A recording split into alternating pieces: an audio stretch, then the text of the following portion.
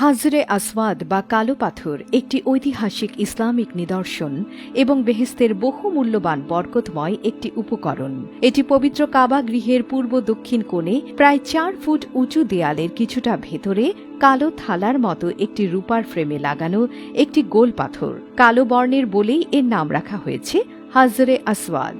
বিভিন্ন দেশের হাজিগণ হজ ব্রত পালন করতে গিয়ে এই পাথরটিকে সরাসরি বা ইশারায় চুমু দিয়ে থাকেন।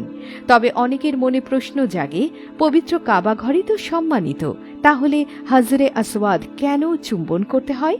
এ ব্যাপারে হাদিসের বিভিন্ন গ্রহণযোগ্য গ্রন্থে হাজরে আসওয়াদ বা কালো পাথরে চুমু খাওয়া সম্পর্কে রাসূলুল্লাহ সাল্লাল্লাহু আলাইহি ওয়াসাল্লামের নির্ভরযোগ্য বাণী বা সাহাবাগণের আমলের বর্ণনা পাওয়া যায়। বিখ্যাত সাহাবী হযরত আব্দুল্লাহ বিন ওমর রাদিয়াল্লাহু তাআলা আনহুকে হাজরে আসওয়াদ সম্পর্কে জিজ্ঞাসা করা হলে তিনি বলেছেন, আমি রাসূল সাল্লাল্লাহু আলাইহি ওয়াসাল্লামকে পাথরটি স্পর্শ এবং চুম্বন করতে দেখেছি।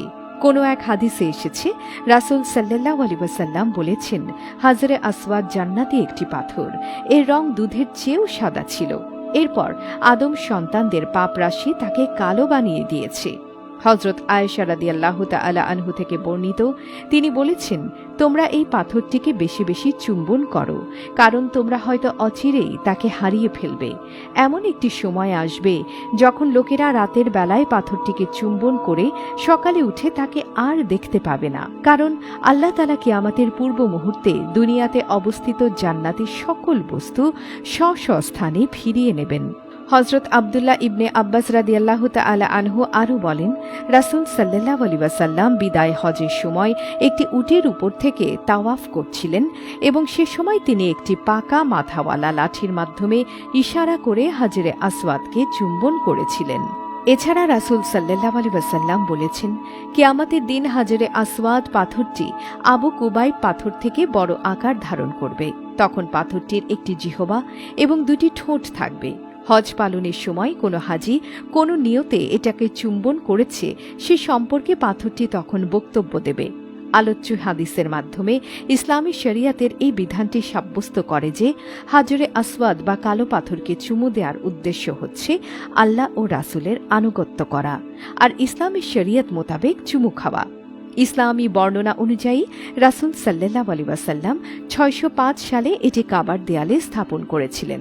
বর্তমানে এটি একটি রূপার ফ্রেমে আটকানো অবস্থায় কাবার সাথে সংযুক্ত রয়েছে। এর রং গাঢ় কালো এবং লক্ষাধিক হাজির স্পর্শের কারণে এটি মসৃণ আকার লাভ করেছে। ইসলামী বিশ্বাস অনুযায়ী এটি আদম এবং হাওয়ার সময় বেহেশত থেকে পৃথিবীতে এসে পড়েছে। ইসলাম ধর্মের নবী মুহাম্মদ সাল্লাল্লাহু আলাইহি ওয়াসাল্লামের সময় পবিত্র কাবা ঘর পুনর্নির্মাণের পর হাজরে আসওয়াদকে আগের জায়গায় কে বসাবেন এ নিয়ে কুরাইশের মধ্যে দ্বন্দ্ব চলছিল। তখন মহানবী সাল্লাল্লাহু আলাইহি ওয়াসাল্লাম নিজের গায়ের চাদর খুলে তাতে হাজরে আসওয়াদ রেখে সব গোত্র প্রধানকে চাদর ধরতে বললেন এবং সকল দ্বন্দ্বের পরিসমাপ্তি ঘটান। এই পবিত্র পাথরের দৈর্ঘ্য ৮ ইঞ্চি এবং প্রস্থ ৭ ইঞ্চি। বর্তমানে এটি ৮ টুকরো। হযরত আব্দুল্লাহ বিন জুবায়েরের শাসনামলে কাবা শরীফে আগুন লাগলে হাজরে আসওয়াদ কয়েক টুকরো হয়ে যায়। আব্দুল্লাহ বিন জুবায়ের পরে ভাঙা টুকরোগুলোকে রূপার ফ্রেমে বাঁধিয়ে দেন। ফ্রেম সংস্করণের সময় চুনার ভেতর কয়েকটি টুকরো ঢুকে যায়।